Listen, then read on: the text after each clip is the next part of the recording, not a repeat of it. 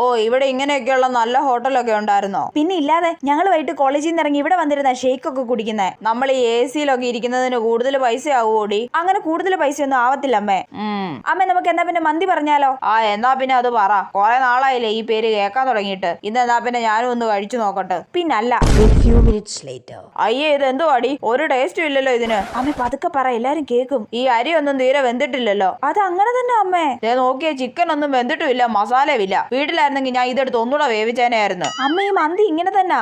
Mayonnaise മന്തിച്ചട്നിയും ഒക്കെ കൂട്ടിയിട്ട് കഴിക്കും, നല്ല ടേസ്റ്റാ. ഈ വെള്ള സാധനമൊക്കെ ചോറിന്റെ കൂടെ ഒഴിച്ച് ആരെങ്കിലും കഴിക്കുവോടി? ഷടാ, ഇതാണോ നീ എപ്പോഴും മന്തി വേണം എന്ന് പറഞ്ഞ് വാശി പിടിച്ചിരിക്കുന്നത്? ഇതിൽ നന്നായിട്ട് ഞാൻ നിനക്ക് ചിക്കൻ പൊരിച്ച് തന്നേനെ.